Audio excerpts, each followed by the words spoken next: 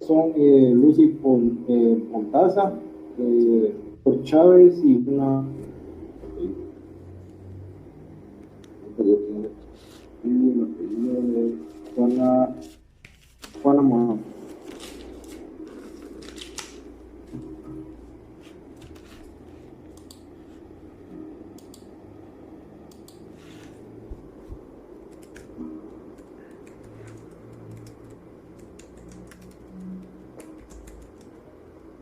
Si quiere, iniciamos, por favor. Ok, ahorita inicio. Buenas noches, estimado licenciado y compañeros presentes. El día de hoy les exponemos el grupo 8 sobre las razones que establecen las diversas corrientes para obedecer al derecho. Como primer punto, deseo exponerles sobre el positivismo jurídico, en los cuales sus principales exponentes están Hans Kelsen y Herberto Hart. El positivismo jurídico encadenado a las corrientes de cómo obedecer al derecho, encontramos que las normas son objeto de la obligación al derecho. Las normas jurídicas son obligatorias. Solo interrumpiendo cualquiera. Solo para ver, no tiene presentación, porque no estamos viendo la presentación. Fíjese, Lee, que sí, pero Fernanda me iba a hacer favor de compartirla. Híjoles. Pero no sé si tuvo problemas. Ahí está. Listo. Es que en esas estoy fijo, pero lo vamos a transmitir de otro dispositivo. Está bien, pero sí tiene que ser con presentación.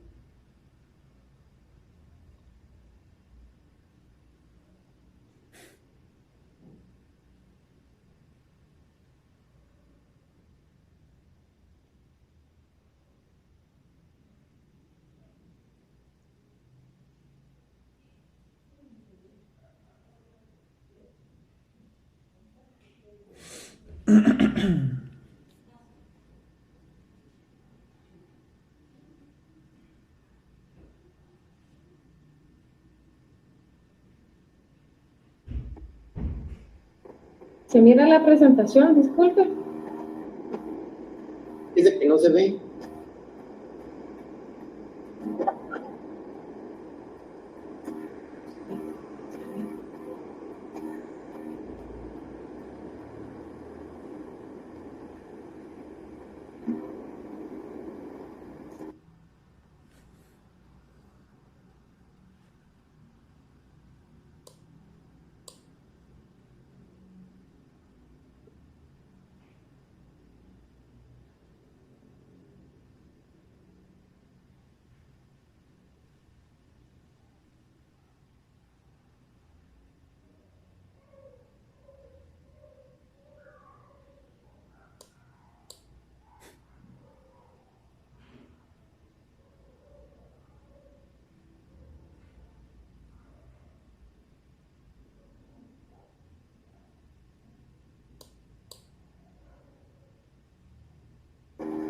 Estamos ya, Lucy, dale.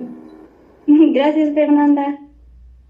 Buenas noches, licenciado y compañeros presentes. El grupo 8 les expondremos las razones que establecen las diversas corrientes para obedecer al derecho.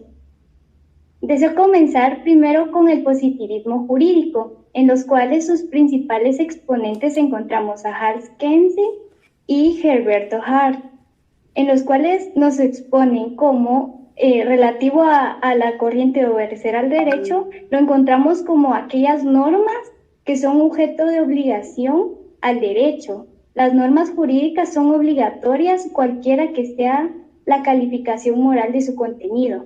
Radica en que las normas jurídicas tienen peso normativo y justo. Debido a esta categoría filosófica de pensamiento, surgen las siguientes teorías negativas relacionadas a la obediencia del derecho.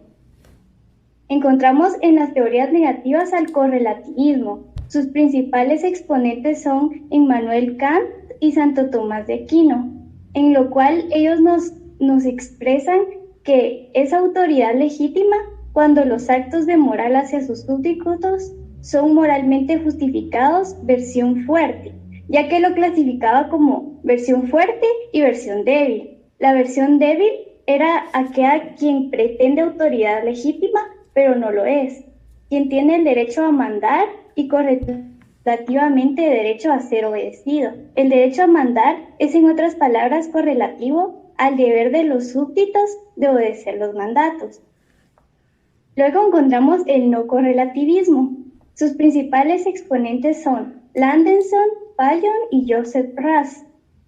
El no correlativismo nos hace referencia a la concepción del derecho a mandar en términos de justificación moral para usar la fuerza en forma correcta. Se dice y se sigue la corriente de que debería negarse que las normas jurídicas emanadas de los poderes públicos sean razones que puedan justificar una decisión institucional. La deliberación debería hacerse saber sobre las bases morales y luego aplicarse la sanción. Pero si esta corriente se aplicaría, la sociedad funcionaría como una corriente de pensamiento muy irreconocible a lo que conocemos actualmente, ya que las cortes no impondrían penas en virtud que las personas han violado algún deber jurídico de comportarse de determinado modo, pero para ellos moralmente lo hicieron bien. En la siguiente corriente encontramos el anarquismo filosófico. Sus principales exponentes son William Caldwell, que él radicaba sobre el autogobierno. Como quiero hacerles referencia a que son pensamientos negativos, o sea que ellos pensaban que obedecer al derecho era una cuestión de mando, algo negativo. Entonces él era muy sobre el pensamiento del autogobierno. Luego encontramos a Max Stirner, que él también pensaba de manera negativa sobre obedecer al derecho, pero como de manera egoísta. Si él hizo algo bien para sí mismo, no le importaba dañar a los demás. Encontramos también a Herbert Spencer, que él decía que era innecesario el Estado para la evolución social, porque no se necesitaba a un ente que nos gobernara. Y todos ellos los encontramos en el anarquismo filosófico, ya que este corriente nos expresa que se limita afirmando que no hay ningún deber de obedecer los mandatos estatales. Se basa en dos tipos de argumentos. El anarquismo a priori, que afirma que nunca pueden haber deberes dependientes de la emisión de mandatos estatales, en virtud que no pueden existir autoridades legítimas, como por ejemplo el gobierno de facto. Ellos dicen que no es legítimo porque nosotros no expresamos nuestra voluntad, nuestra democracia de tenerlo en el poder. Igual encontramos el anarquismo a posteriori, el cual nos expresa que creen que existen un conjunto de condiciones que de satisfacerlas un Estado debería ser legítimo, pero la mayoría se consideran ilegítimas las autoridades que llegan al poder. Muchas gracias. A continuación, mi compañera Juana les expondrá sobre las teorías positivistas. Buenas noches, licenciado. Buenas noches, compañeros. Vamos a seguir hablando de otras teorías que han reflexionado sobre las razones por las que el derecho debe obedecerse. En estas teorías tenemos a la positivista, que está dividida en las teorías no voluntarias y en las teorías voluntarias. La teoría no voluntaria se refiere a la teoría de la legitimidad estatal o de los fundamentos de la obligación política. Se considera que esto no es voluntario si la justificación del deber de obediencia al derecho está vinculada a hechos independientes de cualquier tipo de actos, actitudes o disposiciones de los sujetos normativos. Es decir, una teoría es no voluntarista si sostiene que los principios que justifican el deber de obediencia son independientes de la elección o voluntad de los destinatarios de las normas. Dichas teorías están vinculadas a algún tipo de realismo moral, es decir, las premisas y las acciones morales tienen una realidad objetiva, verificable en este tipo de teorías. De esta teoría devienen otras teorías fundamentales como el asociativismo. En esta teoría vamos a encontrar como exponente a Ronald Dworkin. Él es considerado como el asociativista más destacado de la actualidad. Él estima que la asociación política, al igual que la familia, la amistad y otras formas de asociación más locales e íntimas están saturadas de obligaciones. Él aquí habla de la familia. Si nosotros nos damos cuenta de nuestro círculo familiar, se cumplen con ciertas obligaciones, con ciertas reglas que estipulan los papás dentro de la casa, ¿verdad? Entonces, por eso él concluye de que a partir de ahí ya tenemos ese factor del por qué obedecer al derecho. Encontramos a otro exponente que es Hugo Omar Seleme, que es otro asociativista. Él expone que las justificaciones asociativas derivan del derecho que todo Estado legítimo posee, del hecho que los ciudadanos se encuentren relacionados con una asociación de personas que poseen cierto carácter. Él aquí, más que todo, se está enfocando a una comunidad política. En nuestro caso, en nuestro país, estaríamos hablando de los partidos políticos, ¿verdad? Que son los que vinculan esta situación dentro de nuestra sociedad. El asociativismo se encuentra con algunas objeciones. Entre ellas tenemos una que dice que tener un sentimiento de deber no es lo mismo que tener un deber. O sea, aquí vemos la voluntad versus la obligación.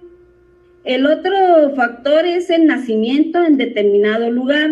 No puede dar cuenta por sí mismo de la existencia de deberes para con la estructura institucional de esa comunidad. Aquí también encontramos a Dyer, que señala que la antología que establecen los asociativistas entre la comunidad política y la familia no es congruente. Seguidamente tenemos otra teoría, que es la instrumentalista. En ella nosotros podemos encontrar que es la que justifica la autoridad sobre la base de algún supuesto beneficio que brindan. O sea, yo te ayudo, tú te sujetas, que es sinónimo de una obligación. Esta a su vez se divide en la autoridad como servicio normativo. Según Ras, la autoridad está justificada cuando se presta un servicio típico a sus súbditos que les facilita actuar correctamente, o sea, conforme a deber. El argumento de la gratitud es otra de las teorías, que supone que el ciudadano ha recibido algún beneficio de la autoridad. Aquí encontramos a Walker, que fundamenta sus argumentos o los construye en los siguientes términos. La primera dice: la persona que se beneficia de X tiene una obligación de no actuar en contra de los intereses de este X. El otro factor dice: todo ciudadano recibe beneficios del Estado. Siguiente dice: todo ciudadano tiene una obligación de gratitud de no actuar de modo contrario a los intereses del Estado. Desobedecer el derecho es contrario a los intereses del Estado. Todo ciudadano tiene una obligación de gratitud de cumplir con el derecho. Encontramos la otra teoría, que es la utilitarista. En esta teoría tenemos como exponente a Smith, quien plantea y nos dice que obviamente hay una obligación prima facie de realizar actos que tienen buenas consecuencias. Otra situación o otro factor dice: ningún gobierno puede mantenerse en pie frente a una desobediencia generalizada. El siguiente dice: el gobierno solo puede promover el bienestar general en tanto sus leyes son obedecidas. Esta teoría no ha recibido mucha atención, por no encontrar fundamentos sólidos sobre el cual afirmar la existencia de una obligación de obedecer al derecho. La siguiente teoría es el deber natural de justicia.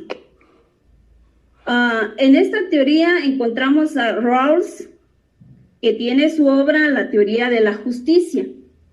En ella abandona él el principio del fair play, o sea, el respeto de las reglas del juego, el cual establece que si un individuo que forma parte de un esquema social de cooperación se beneficia del esfuerzo de los demás participantes, tiene el deber de soportar las cargas, pues de lo contrario sería o estaría cometiendo una injusticia.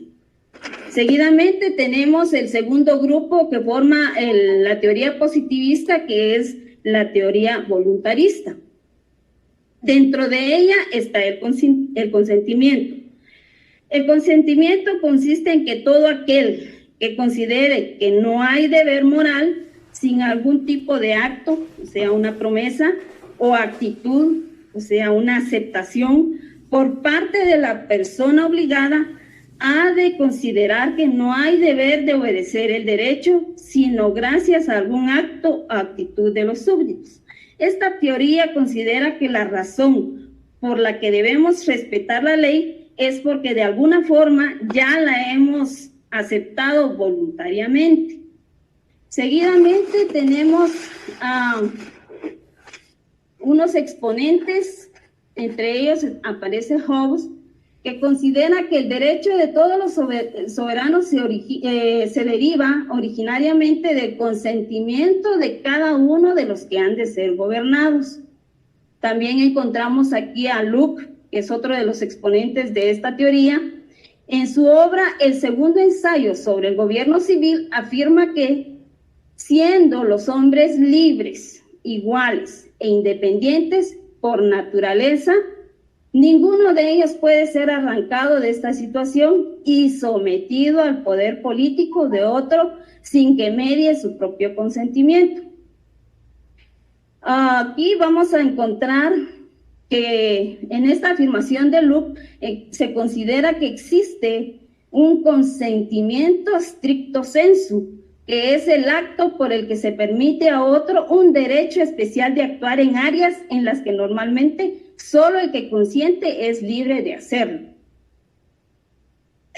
Por las dos afirmaciones, tanto de Hobbes y Locke, encontramos que la teoría del consentimiento es quizá la teoría canónica en materia de la obligación de obedecer el derecho.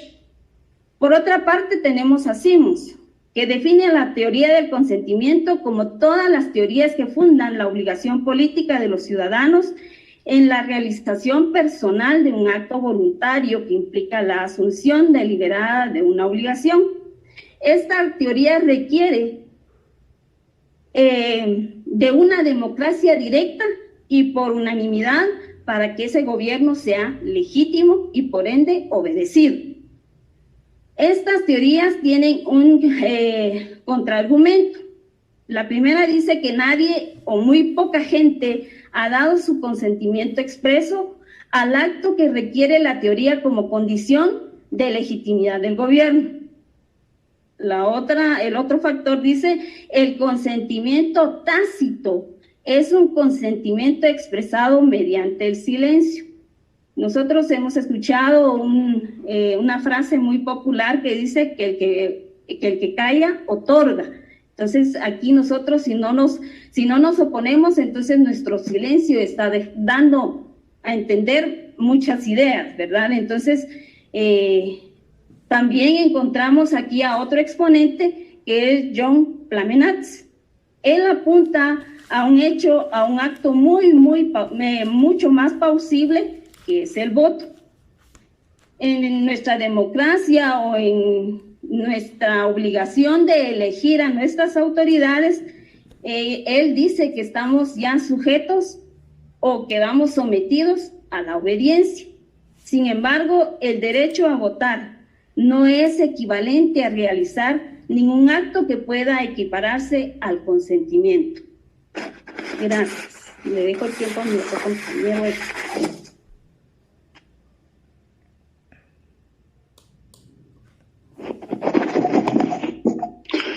Buenas noches, licenciado. Buenas noches, compañeros. Un placer saludarles. En esta ocasión me tocó a mí dar los ejemplos. En este caso empezaría por las teorías negativas. Empiezo por el tema del correlativismo. Tengo 3 ejemplos para ello. En este caso podríamos poner como primer ejemplo que en una empresa el jefe le dice a su empleado que debe de ir a entregar unos documentos importantes a otro lugar. Sin embargo, la función del empleado en la empresa es de carácter administrativo.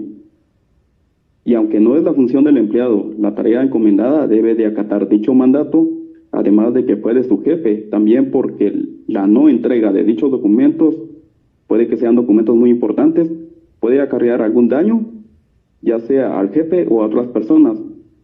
Entonces, el empleado debe acatar dicha orden, no porque se lo hayan dicho, sino por sentido común. El otro ejemplo es como nosotros, que de repente vamos a un centro comercial o a X lugar y da la casualidad de que encontramos en el lugar de parqueo, el único que está libre, el espacio para las personas discapacitadas. Por sentido común, obviamente no nos vamos a parquear ahí. ¿Por qué? Porque alguna persona que realmente lo necesite, obviamente tiene que encontrarle ese lugar libre. Ahora imaginémonos de que si nosotros no tenemos ese sentido común y nos parqueamos ahí, aun cuando nosotros no somos discapacitados, llega una persona que sí lo necesita, obviamente le estamos provocando algún daño. Ahora, para hacer algo más actual, pongamos de ejemplo esto de la pandemia. Sabemos de que en muchos lugares en donde nos encontremos laborando o ya sea en algún lugar de reunión, alguna persona sale contagiada por esta enfermedad y nosotros pues a lo mejor no tuvimos una interacción directa con esa persona, pero estamos obligados a que prácticamente tenemos que ya sea realizarnos el hisopado o someternos a la cuarentena. Y no porque estemos obligados, sino por deber moral, debemos de acatar todas esas, podríamos decirles, órdenes que el gobierno ha puesto para no dañar a otras personas. Ahora un ejemplo más sería del no correlativismo. Por ejemplo, la normativa que nos establece de no pasarse los semáforos en rojo. O para hacer otro ejemplo un poco más específico, pongámonos de que vamos en algún lugar o en algún municipio en donde comúnmente no se miran semáforos. Al momento de cruzar alguna avenida o calle y miramos de que hay un letrero de alto, aunque nosotros llevemos la vía, obviamente tenemos que tener ese sentido común de no pasarnos de largo, porque probablemente en el otro lado venga una persona que no anda en sus 5 sentidos o anda distraído, y probablemente nosotros al detenernos y cerciorarnos de que no viene ninguna persona, podemos evitar muchas cosas lamentables. Anarquismo filosófico. Voy a sacar a relucir el ejemplo que puso la compañera, en donde dice de que, por ejemplo, un gobierno de facto que no es considerado legítimo por la población, ya que no ejercieron su voto, ni fue aplicado el derecho plenamente. Entonces, según el anarquismo filosófico, no hay un por qué obedecer las normas, porque no emana legítimamente. Teorías positivistas. Entre ellos encontramos el asociativismo. Un ejemplo sería los cocodes, que son representantes de la comunidad y que se vinculan a gobiernos o a políticos, para obtener beneficios en pro de su propia comunidad, como lo es en agua potable, calles pavimentadas, infraestructuras, entre otros. O sea, sacan a relucir las necesidades que en sí la comunidad tiene. El utilitarismo, el pago de nuestros impuestos y de los tributos municipales, como lo es la boleta de ornato, entendiendo que dicho pago es para el beneficio de nuestra comunidad, para que también es como una contribución para que también se hagan obras dentro de nuestra propia comunidad. Instrumentalista, por ejemplo, nuestra Carta Magna regula el derecho a la propiedad privada como derecho inherente a la persona humana, la cual nos beneficia y resguarda, pero también nos establece deberes de respetar las de los demás. Contractualismo. El Estado surge como necesidad social. El Estado surge en base a la decisión racional de los hombres destinada a resolver los conflictos generados por su instinto antisocial o bien a solucionar los problemas emergentes de la convivencia.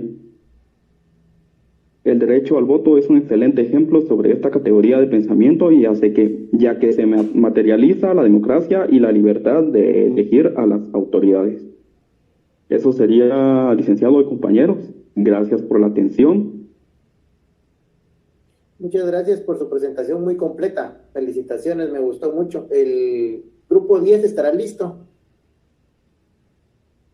Sí, muy buenas noches, licenciado. Estamos listos. El tiempo es suyo.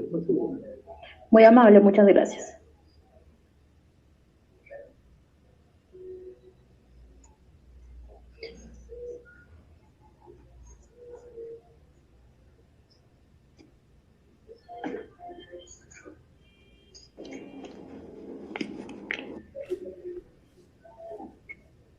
Muy buenas noches, compañeros. Nosotros somos el grupo número 10 y nuestro tema es las razones que establecen las diversas corrientes para obedecer al derecho. Respecto al tema nos expondrán nuestros compañeros Anaí Arriola, Gilman Misael y María René. Adelante, compañeros.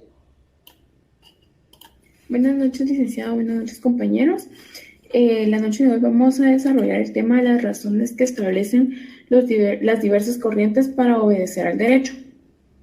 Para comprender el tema debemos conocer el proceso histórico, hablando así que durante la Edad Media el deber de obediencia se fundamentó de manera general en el carácter divino del poder, siendo el iusnaturalismo, lo que salvó algunas excepciones, no dejaba mayor cavidad a su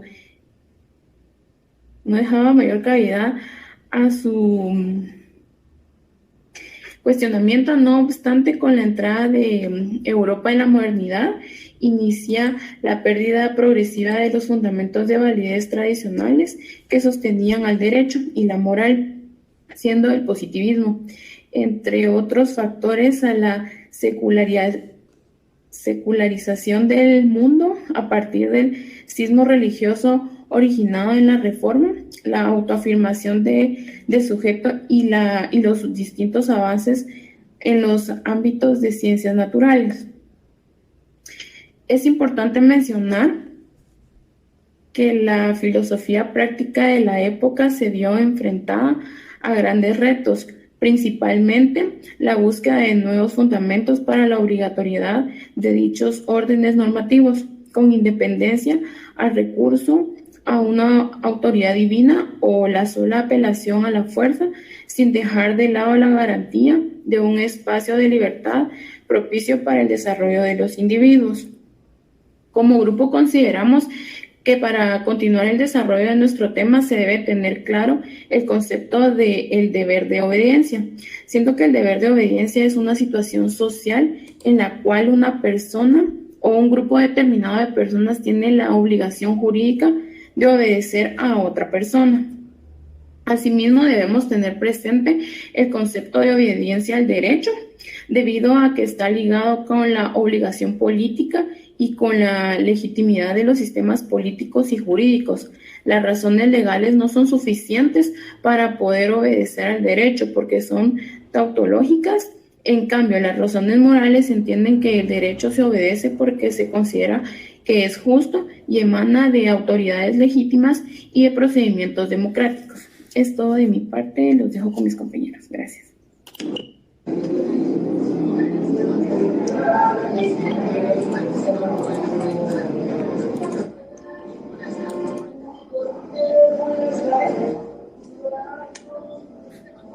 Muy buenas noches, licenciado y compañeros presentes, dándole seguimiento al tema. En este sentido, la filosofía práctica de la época se vio enfrentada a grandes retos, principalmente la búsqueda de nuevos fundamentos para la obligatoriedad de dichos órdenes normativos, con independencia al recurso a una autoridad divina por la sola apelación a la fuerza, sin dejar de lado la garantía de un espacio de libertad propicio para el desarrollo de los individuos. Siguiente.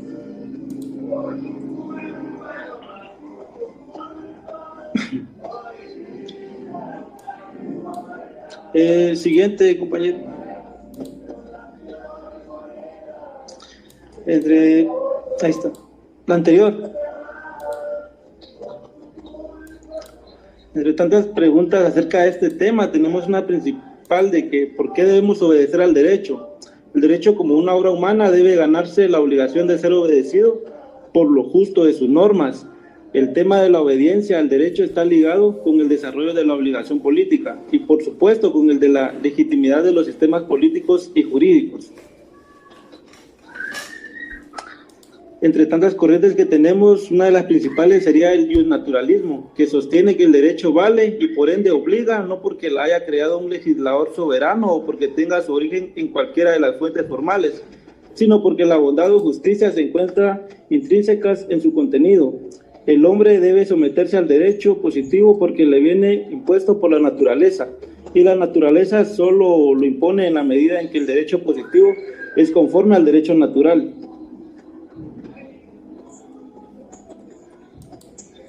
Generalmente se aducen tres tipos de razones para obedecer al derecho. Entre estas tenemos las razones legales, las prudenciales y morales.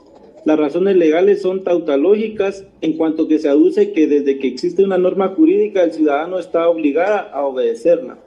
Hans Kelsen al respecto señaló: la pregunta que se plantea es por qué estas personas deben obedecer al derecho. No nos preguntamos si el derecho positivo es válido, ya que de hecho la teoría del derecho positivo presupone que lo es y ello constituye un rasgo esencial del derecho positivo.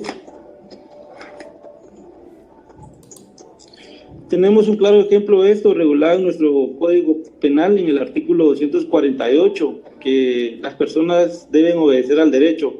No nos preguntamos si el derecho positivo es válido, ya que de hecho la teoría del derecho positivo presupone que lo es y ello constituye un rasgo esencial del derecho positivo. Las razones prudenciales para obedecer el derecho se fundamentan en un cálculo individual o colectivo entre ventajas y desventajas, entre los incentivos y los costos que supone la infracción a las normas. Estas razones son socorridas en todas las teorías económicas del derecho y de la democracia. Ejemplos de razones prudenciales para obedecer al derecho son el temor al castigo o a las recompensas que se reciben al tener conductas virtuosas en el sentido establecido por las reglas. Muchas gracias, licenciado y compañeros. Buenas noches, licenciado. Buenas noches, compañeros.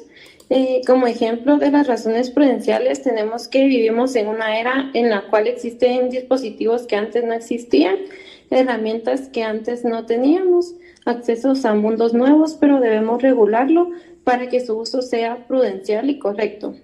En las razones morales diremos que son aquellas que se sostienen en contenidos, son razones sustanciales que, por ejemplo, expresan que se deben obedecer el derecho porque es justo, porque emana de un procedimiento democrático, porque protege los derechos humanos, etc. Si se adoptan razones morales para obedecer el derecho, se reconoce que existen importantes influencias de la moral al derecho que se deben tomar en cuenta para que éste tenga la pretensión de ser legítimo o justo. Es decir, se dice que el derecho como obra humana debe ganarse la obligación de ser obedecido por la justeza de sus normas. Existen tres tipos de obligaciones para obedecer al derecho. Entre esas encontramos la jurídica, la moral y la política. La jurídica corresponde a las razones legales ya antes mencionadas. La moral se origina en la conciencia moral autónoma, voluntaria y libre del individuo. Es una obligación no interesada, impuesta por el respeto al deber y que va más allá de las fronteras de la obligación legal. Encontramos la política, perfeccionada la obligación moral individual, pues se apoya en razones morales, pero conectadas íntimamente en el sistema político. La obligación política presume la vida en sociedad, la convivencia política, la necesidad de una autoridad. La obligación de la política es la suma de las obligaciones legales y morales, en donde en donde las últimas cuestionan a la exclusividad legal. En otros ejemplos encontramos la política pública, en cada caso los regímenes fundamentales dependiendo de la corriente social que representan, así será la tolerancia o sanción para con la sociedad que gobierna. Fomentar la legitimidad de las instituciones para que la gente se acoja voluntariamente a lo que ellas imponen, especialmente en la legislación de normas, leyes y tributos. Crear incentivos positivos para que la sociedad acepte la normativa a efecto de minimizar su potencial efecto negativo, por ejemplo, los subsidios. Normas negativas que moldeen el comportamiento humano negativo, por ejemplo, están las multas, las sanciones o penas severas. Podemos mencionar también en este caso los derechos individuales, que son los que gozan todos los individuos como particulares y cuyos derechos no se pueden ser restringidos por los gobernantes, siendo como tal inalienables, inmanentes e imprescindibles, pero para muchas personas los derechos individuales no los toman como tal, sino desobedecen dichas normas. Cuando una persona por razones de conciencia se niega a hacer el servicio militar o enlistarse en el ejército por causa de su religión, ya que lo considera una grave traición a sus propias convicciones. Muchas gracias, compañeros y licenciado, por su atención. Esto sería todo de parte del grupo 10. Excelente. El grupo 2 estará de una vez listo. Gracias, compañero. Buenas noches, licenciado. Estamos preparadas, grupo 12. El tiempo es de ustedes. Gracias, licenciado.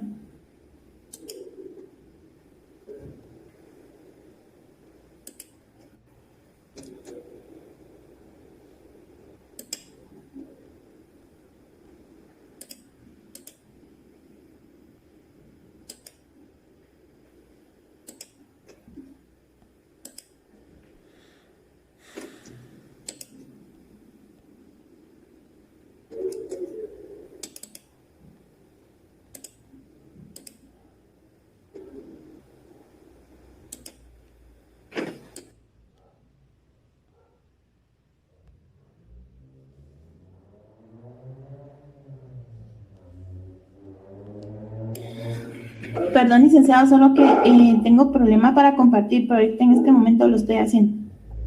Muy bien.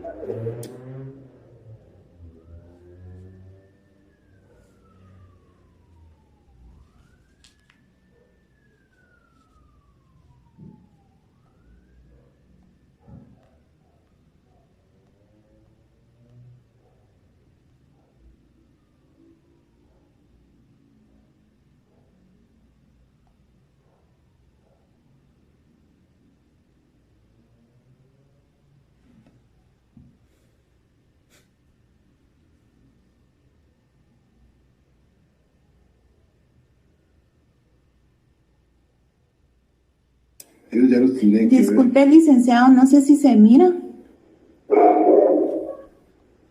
Y ya se mira en su pantalla, pero... ¿Sí se ve?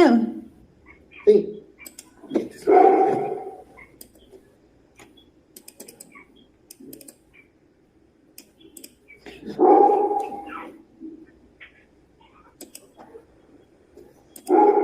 Mónica, ¿la puedes compartir o si gustas la comparto yo? Fíjate que tengo problemas, no sé por qué no me deja.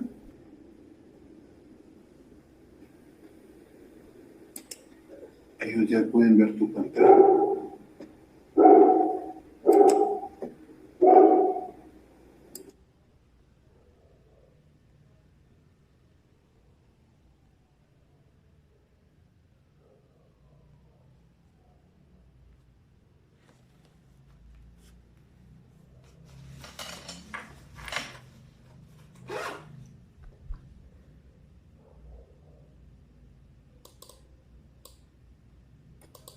Ahí ya se mira bien.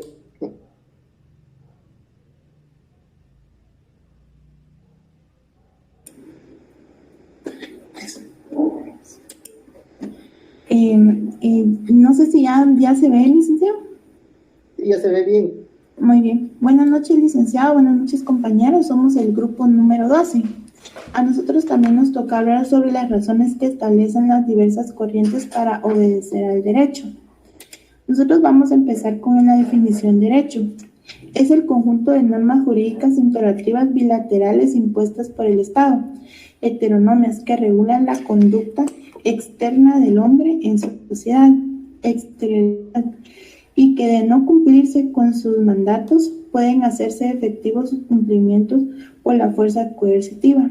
Derecho guatemalteco, conjunto de normas que constituyen el ordenamiento jurídico vigente en Guatemala, según el artículo 2 de la ley del organismo judicial, decreto 2-89 del Congreso. En Guatemala la ley es la fuente del ordenamiento jurídico. Aquí vamos a hablar sobre la obediencia al derecho. La obediencia al derecho está ligada con la obligación política y con la legitimidad del sistema político y jurídico. Las razones legales son subjetivas para obedecer al derecho porque son tautológicas. En cambio, las razones morales entienden que el derecho se obedece porque se considera es justo y emana una autoridad legítima y de procedimiento democrático. El derecho como obra humana debe ganarse la obligación de ser obedecido por la justicia y sus normas. En la filosofía política y jurídica desde la antigüedad ha interesado este debate. Hace ya algunas décadas el profesor Hart se refirió al punto de vista interno sobre el derecho, aquel que impacta al juez en la autoridad y que permite que los servidores públicos se sientan identificados con las normas y comprometidos con su respeto y obligación. El tema de la obediencia al derecho está ligado con el de la obediencia política y por supuesto con el de la legitimidad del sistema político jurídico. El problema de la obligación política radica en la pregunta: ¿por qué debo de obedecer al Estado? ¿Por qué debo de obedecer al derecho? La primera pregunta entraña la legitimidad subjetiva del Estado y la segunda íntimamente relacionada nos conduce a la cuestión de la fundamentación de las normas jurídicas. De sí, debemos siempre obedecer. ¿Y cuáles son las razones para esa obediencia o desobediencia? La respuesta de esta última pregunta es decisiva para contestar a la primera generación. Se aduce 3 tipos de razones para obedecer al derecho: las razones legales, las prudenciales y las morales. En las razones legales son tautológicas en cuanto que se aduce que desde que existe una norma jurídica, el ciudadano está obligado a obedecer. Existe, por tanto, una identificación entre la obligación jurídica y la obligación legal. Para Hans Kessler, al respecto señaló la pregunta que plantea: ¿por qué estas personas deben de obedecer al derecho? No nos pregunta si el derecho positivo es válido, ya que de hecho la teoría del derecho positivo presupone que lo es, y ello constituye un rasgo esencial del derecho positivo. Las razones legales se agotan en el sistema legal, se genera un problema semejante al de la concepción de la legitimidad de la teoría positiva, que conduce la legitimidad al orden jurídico sin importar sus contenidos. Las razones para obedecer al derecho debe basarse fuera del sistema jurídico. Por su parte, las razones prudenciales para obedecer al derecho se fundamenta en un cálculo individual colectivo entre ventaja y desventaja, entre los incentivos y los costos que supone la infracción de la norma.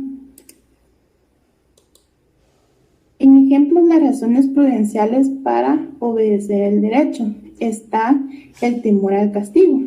Aquí les voy a hablar un poco de ejemplos. Aquí nos dice del castigo, está el miedo, está el temor también, ¿verdad? Que si desobedecemos una una norma, una ley, está el miedo, está el miedo al castigo, a que nos enfrentemos a que nos castiguen con una ley, con una sanción, por medio de una sanción. También podemos hablar hoy en día sobre las estructuras criminales, ¿verdad? Que nos vemos hoy amenazados pues todos con las extorsiones, con robos, y pues muchas de estas estructuras están cumpliendo penas, están en prisión, están condenados a años de cárcel.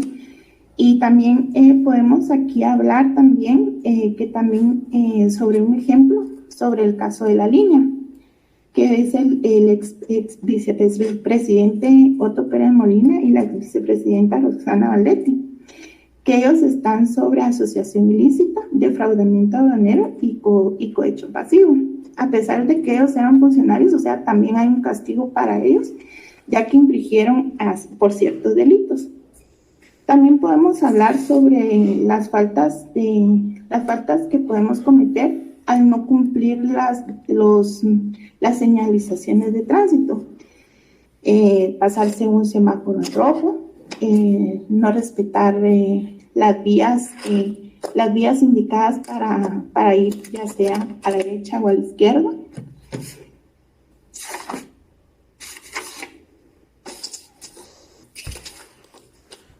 Sería eso. Les dejo a continuación a mi amiga, a mi compañera.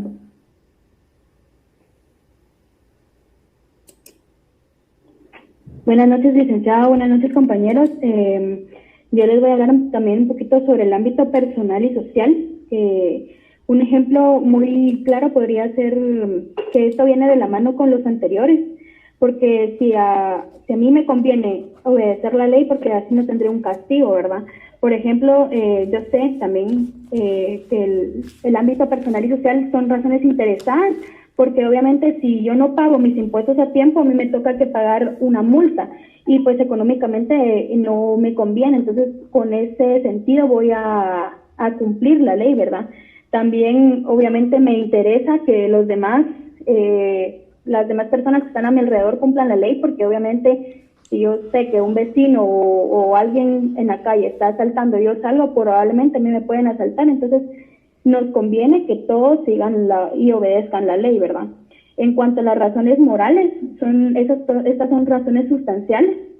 Diremos que son aquellas que se sostienen de contenidos. Por ejemplo, se expresan que se deben obedecer el derecho porque es justo o porque es correcto, y que esto nos beneficia a todos, pero incluye bastante la moral y los valores con los que cada individuo fue educado. Estos son los que dictan el obedecer al derecho. Obviamente, si una persona desde pequeño no fue criado con los mejores valores ni una moral correcta, obviamente al crecer va a tender a no obedecer lo que establece la ley, ¿verdad? A quererse salir de la observancia. De ahí también tenemos una de las influencias de observar para obedecer el derecho, podría ser el justnaturalismo, que se apoya la idea de que existen que son propios del ser humano y que no son anteriores a los derechos humanos ni a los derechos naturales que hemos establecido para mantener el orden social. Estos derechos se relacionan bastante con la ética y sobre todo con la moral, los cuales son las normas de buenas costumbres que todos conocemos y debemos cumplir. Existen dos teorías sobre la validez del derecho que fueron fundamentales, las cuales fueron propuestas por San Agustín y Santo Tomás de Aquino. San Agustín distinguía tres tipos de leyes: la ley eterna, la ley natural y la ley positiva.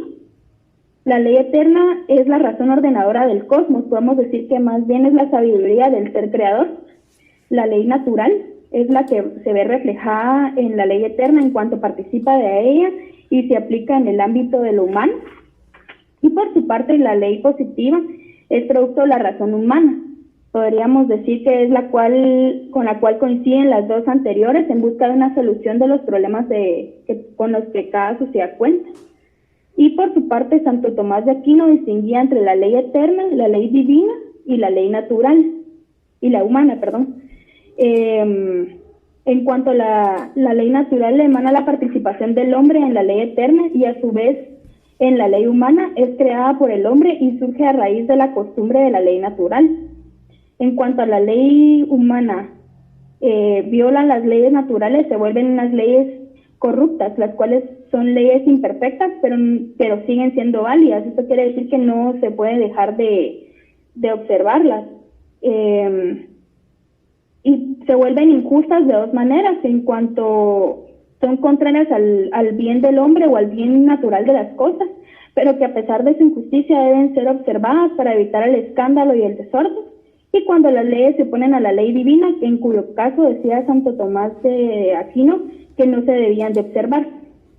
También hablamos del dispositivismo, el cual es el estudio del derecho positivo, que se ha desarrollado a partir de las necesidades y de los fenómenos que ocurren en la sociedad y que se deben regular por la ley para que prevalezca el bien común de todos. Las leyes y normas son creadas por el ser humano y según las necesidades de la sociedad y establecidas por el Estado. Como decía una compañerita, como todos vamos evolucionando, a raíz de que salen nuevas cosas, debemos de legislar y de normar las nuevas conductas que se vayan creando. Un ejemplo claro del dispositivismo lo vemos en la Constitución Nacional de la República, los códigos civil y penal, las leyes de tránsito, las leyes mercantiles, las cuales fueron creadas por nosotros con el fin de establecer un orden jurídico y social para la convivencia de todos. El idealismo también lo vemos, es el derecho desde el punto de vista idealista, es un fenómeno de esencia divina, espiritual, idea y de contenido estrictamente metafísico. Platón decía que la justicia es la virtud que sostiene cada uno de los límites de su deber y que anda a la par de la prudencia. Y por último tenemos el realismo, que el realismo niega que el derecho sea vinculatorio en otro sentido que no sea referente al impacto psicológico que se tiene sobre la población. La validez del derecho deriva del hecho de que las personas cumplan las reglas y tratar de evitar las consecuencias en caso de realizar una conducta fuera del orden jurídico, ¿verdad? Nuevamente caemos al temor de que si yo sé perfectamente que algo que yo estoy haciendo no está bien y me puede traer problemas a mi persona, obviamente yo me voy a abstener de hacerlo con tal de evitar los castigos que ellos incurran, ¿verdad? Obviamente yo no voy a salir a robar porque sé que puede venir una patrulla y me puede agarrar y voy a manchar mis papeles. Entonces ese temor es el que se refiere al idealismo. Y hasta aquí sería todo por nuestro grupo, licenciado. Feliz noche. Muchas gracias, muy bonita presentación. El grupo 7 estará listo.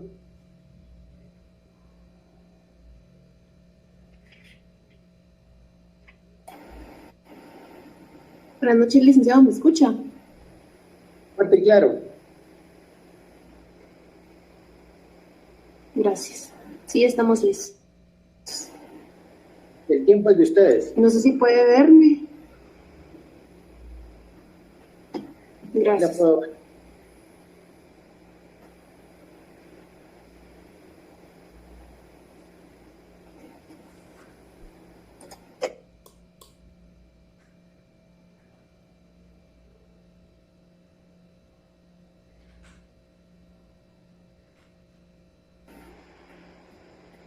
Buenas noches, licenciados, buenas noches, compañeros. Hoy vamos a hablar sobre el problema de la obediencia al derecho y el problema de la desobediencia civil. Siguiente, por favor. La desobediencia civil, como tal, es el acto de desobedecer una obligación impuesta por el Estado que nosotros creemos incorrecta. Por poner un ejemplo, es la iniciativa de ley 5272 que se habló hace unas semanas. Había muchas personas que estaban en desacuerdo y se hizo notar en la plaza, en la Constitución, se hizo notar en redes sociales. Era una lucha pacífica, por así decirlo, y la desobediencia civil se hizo presente de esta forma, ¿verdad? La desobediencia civil como tal es un derecho que todos tenemos, es un derecho establecido que invita a instaurar y reclamar lo que nosotros creemos correcto, ¿verdad? Como aquí lo dice, Hegel realiza una inserción de la moral dentro de la política en cuanto se establece la moral como derecho. La moral es entendida como una realización de la libertad. Es siempre un derecho exigido en nombre a la libertad que brota en la subjetividad. que es decir, de nuestro propio pensamiento. Es un derecho establecido, pero también es un derecho a instalar y reclamar, ¿verdad? Siguiente, por favor. La desobediencia civil como acción individualista. Quien inventó la expresión de desobediencia civil fue Henry David Thoreau. ¿Qué sucedió con él? La corriente que él maneja es una corriente individualista. Él sí cree que cada persona depende si se condena a sí mismo o se salva a sí mismo dependiendo de la decisión que tome, dependiendo de lo que la misma persona crea. Como acá lo dice, ¿verdad? El individuo moralmente se condena o se salva según su libre elección y el interés político que ha logrado instaurarse en una república de volver a lo que él considera fundamental, a lo privado. Se cree que el individuo no debe aceptar aquello que no cree correcto, ya que absolutamente nada da a la sociedad. Esto es lo que cree Henry David Thoreau. Así bien, también la desobediencia civil parte desde una idea individualista, pero para concretarse como una acción pacífica, una lucha pacífica, debe de formarse un colectivo. Y por eso es también que la desobediencia civil es una acción política. Porque la acción política en la desobediencia civil consiste en acciones de protesta frente a leyes y decisiones de la autoridad consideradas ilegítimas, es decir, que nosotros no creemos correctas.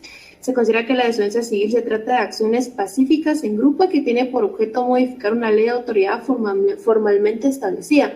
Como bien lo comentábamos anteriormente con la iniciativa de ley 5272, hubieron varias acciones pacíficas en contra de esta iniciativa de ley. Como tal, no es una ley ya aprobada, pero sí fue una iniciativa de ley y las personas no estaban de acuerdo. Entonces, se unen las personas a formar una acción política, ¿verdad? Se establece que quien desobedece la ley, aunque sea de manera justificada, debe ser castigado porque el castigo aparece como una consecuencia necesaria a la infracción de la ley o del orden político establecido y aparece de esa manera porque el castigo restablece la vigencia de la norma. Bien, ¿qué sucede con la forma de acción política que toma la desobediencia civil? Se pueden lograr cambios a través de la desobediencia civil, por supuesto, y como acción política es lo que se persigue, que cada uno de nosotros tenga la desobediencia civil como tal en lo que nosotros creemos correcto y busquemos un colectivo que pueda llegar a luchar pacíficamente en contra de lo que el Estado nos impone, lo que el Estado obliga al individuo a hacer, ¿verdad? Por poner un ejemplo, lo que sucedió con Rosa Parks en 1955, esta mujer era una mujer afroamericana, ella sube al autobús, que era un autobús donde ella únicamente puede ir en la parte de atrás, ella se sienta en un lugar donde no debe porque en ese momento no los derechos civiles para las personas afroamericanas no eran los de ahora. Ella se sienta en este lugar donde no tiene permitido y la quieren bajar del autobús, ella dice que no va a bajar. Resulta que ella es arrestada por la creencia de que todos debemos de ser iguales y esto inicia como un simbolismo y comienza como el movimiento antirracista en Estados Unidos en la década de 1950. Así comienza desde el inicio, la desobediencia civil comienza siendo una acción individual, un derecho individual y se torna una acción política que termina con un colectivo que se vio también con Rosa Parks, que también fue un movimiento antirracista nacional, donde todas las personas pudieron involucrarse a formar un cambio en la ley. Eso sería todo por mi parte. Gracias.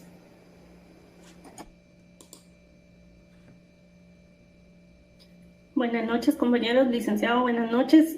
Yo voy a ser bien corta porque ya hablaron mucho los demás compañeros y pues como se me escucha también estoy algo enferma. Entonces, no sé si me logran escuchar. Perdone, licenciado. Claro, fuerte y claro, lo escuchamos. Por favor, compañero. Nos tocó hablar un poquito también de la obediencia al derecho, ¿verdad? Si bien es cierto, tenemos que tener muy claro también qué es el tema de la obediencia, ¿verdad? Nos regimos a ciertas normas, no solo morales, éticas, ¿verdad? Sino también dentro del derecho, ¿verdad? Que estamos como ciudadanos, estamos obligados a regirnos, ¿verdad? Y como ya había mencionado anteriormente, es un problema no solo moral sino también jurídico, ¿verdad? Ya que el hecho de que no esté registrado o no está en una norma jurídica no significa que lo podamos hacer, ¿verdad? Sigamos, compañero. Desde el punto de la concepción jus naturalista, nos indica también que la obediencia al derecho positivo siempre tiene que estar sujeto al derecho natural. Sin embargo, no es así, ¿verdad? Tomás de Aquino nos indica también que puede ser una corruption legis, ya que si bien lo hemos platicado anteriormente y todos hemos conocido, ¿verdad? Lo que en nuestra mente está, no siempre son las acciones que realizamos, ¿verdad? Es decir, yo puedo pensar en realizar un acto ilícito, ¿verdad? Sin embargo, no lo he cometido. Y la ley nos indica que si no está establecido dentro de una norma jurídica, no está, o sea, lo podemos realizar, ¿verdad? Y si únicamente queda acá, no por eso nos pueden culpar por hacer una acción. Sigamos, compañero. Por las razones por qué deben de existir las normas dentro de nuestra sociedad, ¿verdad? Como ya hemos indicado, una acción ilícita, ¿verdad? Podemos decir, o una acción antijurídica siempre va a estar registrada dentro de una norma jurídica, ¿verdad? Y como ya les comentaba anteriormente, si nosotros cometemos un acto ilícito o antijurídico, pues obviamente va a estar en una norma jurídica. Si con anterioridad estas normas se han creado por las acciones que nosotros mismos como individuos o como sociedad han venido surgiendo, y durante todo este proceso, ¿verdad?, que ya conocemos la iniciativa de una ley, nos damos cuenta de que todas nuestras legislaciones o todo el derecho en sí ha estado con precedentes de acciones ilícitas. Sigamos, compañero. Ahora bien, ¿qué tiene que ver la obediencia del derecho también con razones morales, verdad? El hecho de que nosotros actuemos de una forma ética, con morales, ¿verdad? Con principios, tal y como lo establece la ley también, ¿verdad? Que como ya habían dicho anteriormente, nosotros todo lo bueno, que podría decir así, lo justo, está bien, pues no está como regulado en la norma, ¿verdad? Sin embargo, lo malo, las malas acciones, lo antijurídico, pues está dentro de nuestras normas, ¿verdad? Y como bien sabemos, las acciones que nosotros hacemos tienen una consecuencia, ¿verdad? Entonces, puede hacer que esté malo una acción moralmente, sin embargo, en nuestra legislación puede hacer que no esté regulada. Sigamos, compañero. También tenemos las razones políticas, ¿verdad? Muchas de las personas, de los ciudadanos, no confiamos en los políticos, pero recordemos que en nuestra sociedad tiene que haber políticos que regulen, o en este caso nuestro ejecutivo, ¿verdad?, que tenemos un organismo, quienes son los que realizan todo el tipo de normas, ¿verdad? Lo hacen con un precedente, y derivado a esas acciones que han antecedido, están realizando las normas, y seguiremos haciendo, porque el derecho es un cambio constantemente por el tipo de acciones que tomamos como sociedad y como individuos, ¿verdad? Sigamos, compañero. Entonces, todo viene con el tema de la obediencia. Nuestra Constitución y todas nuestras demás decretos, leyes, ¿verdad?, vienen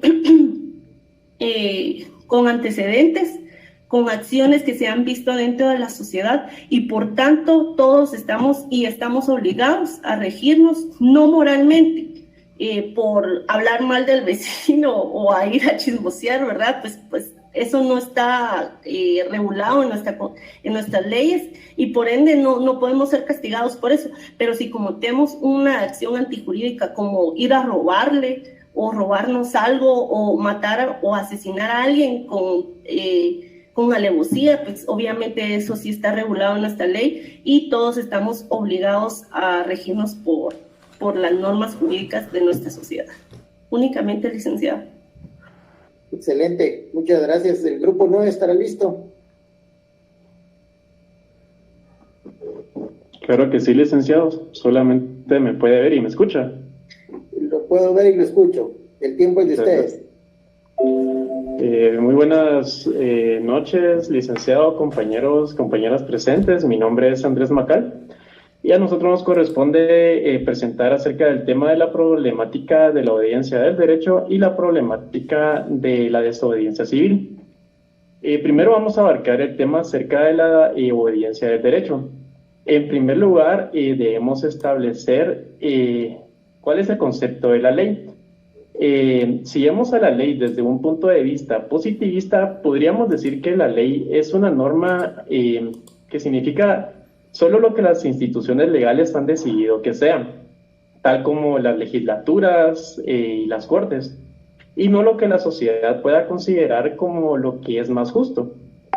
Permítanme, licenciado. Muchas gracias. Cuando hablamos de la ley podemos mencionar, que esta tiene dos etapas, la etapa política y la etapa judicial. Cuando hablamos de la etapa política es cuando las ramas ejecutiva y legislativa deciden crear, aprobar y ejecutar las leyes. Ellos entienden que los ciudadanos han avalado sus ideas y se disponen a ejecutarlas por medio de la creación de las leyes. En este punto es cuando la ley se enfrenta a su etapa política, ya que no necesariamente se evalúa lo justo de la norma, sino el valor político y el uso práctico de esta misma. Como consecuencia, entramos a la etapa judicial. Solo podrías pasar a la siguiente diapositiva, por favor. Muchas gracias. Cuando hablamos de esta teoría judicial, es cuando la ley debe ser interpretada y se debe determinar lo que es justo y lo que es injusto de esta misma. Aquí podemos mencionar al filósofo estadounidense Ronald Miles Dworkin. Él insta a los jueces para que no actúen como meros legisladores, que adelanten sus propias concepciones, políticas, morales, su sentir, al momento de tener que interpretar la ley. Según este filósofo estadounidense de apellido Dworkin, cuando un juez actúa como un legislador para interponer sus perspectivas políticas, individuales y morales, está cometiendo un grave acto de injusticia, ya que está actuando de una manera antidemocrática y no es moral lo que están realizando.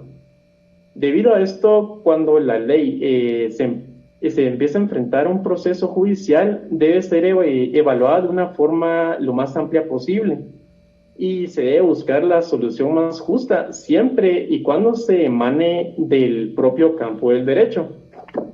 Permítame un segundo. Muchas gracias. Dentro de la teoría política, podemos mencionar que existen tres etapas. Está la etapa de legitimación, la etapa de creación y la etapa de interpretación.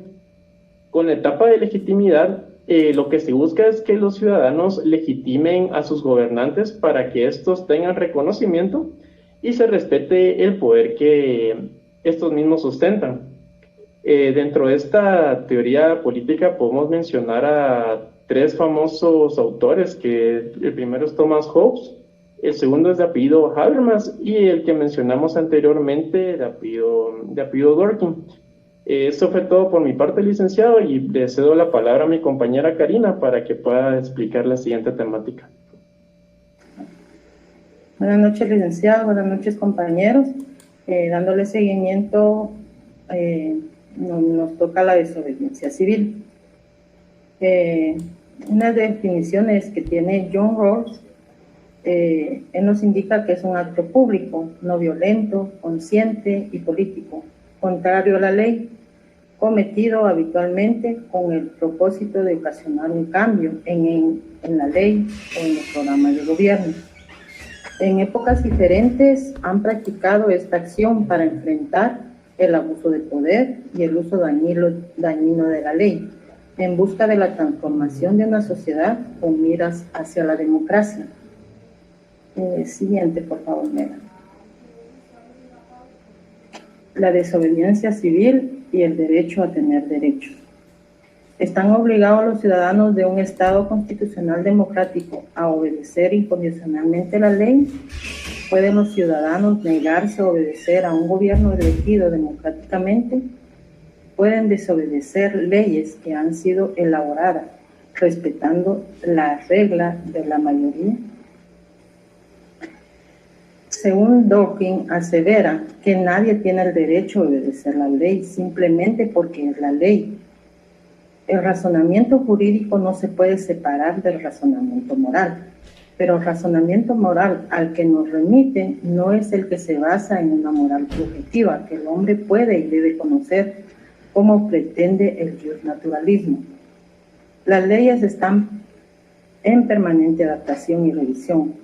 Por eso, la validez de una ley o de una norma puede ser dudosa. Siguiente. ¿Qué es la desobediencia civil? La desobediencia civil implica la violación de una ley mediante una acción destinada a ser contemplada por la ciudadanía y clase política, buscando la derogación de una ley injusta.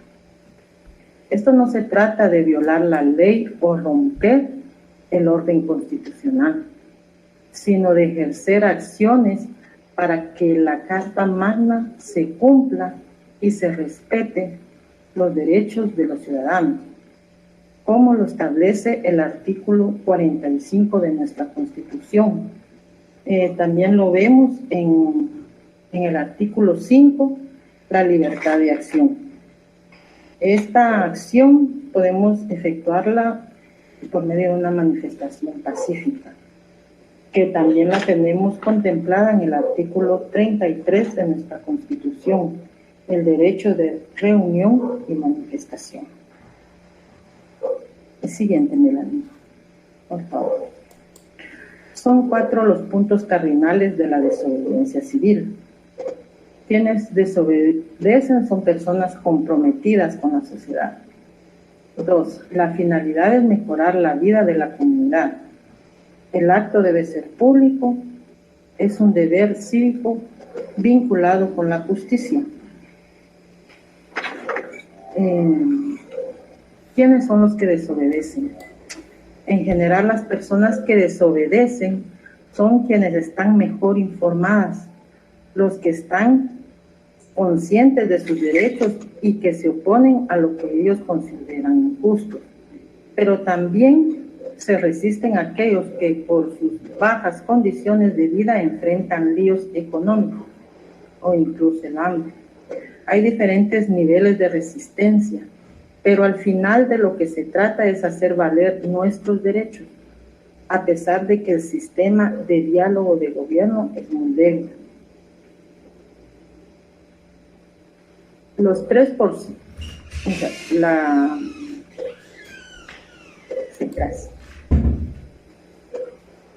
desobediencia civil, ciudadano y Estado. Los personajes en conflicto dentro de la desobediencia civil siempre lo serán el ciudadano desobediente y el Estado. El ciudadano desobediente ha decidido no reconocer una ley por considerarla injusta, debido a un deber moral que surge de su conciencia. El Estado, por otro lado, debe mantener un orden y hacer que los ciudadanos cumplan las leyes que se han aprobado. Siguiente. Gracias. Las 3 posibles cursos de acción son: si la ley es dudosa, por ende poco clara, el ciudadano debe asumir lo peor y actuar como si no lo fuera. Si la ley es dudosa, debe seguir su propio criterio, el cual debe hacer lo que entiende. Si la ley es dudosa, el ciudadano debe seguir su propio criterio, aún después el más alto tribunal haya decidido en su contra. Siguiente, por favor. La desobediencia civil emana del concepto de la libertad, concepto principal dentro de un Estado democrático de derecho. Sin embargo, el Estado siente la necesidad de reprimir y castigar a aquellos que decidan retar. Este es el grupo número 9. Les agradecemos por su atención. Gracias, licenciado. Bueno, muchas gracias. Por el tiempo y la hora, el grupo que queda pendiente lo vamos a dejar para el martes de la otra semana. Solo ellos van a exponer ese día porque ya no sería justo que les queda tan poco tiempo. Que tengan buen fin de semana y nos vemos el próximo día en clases. Gracias. Buenas noches.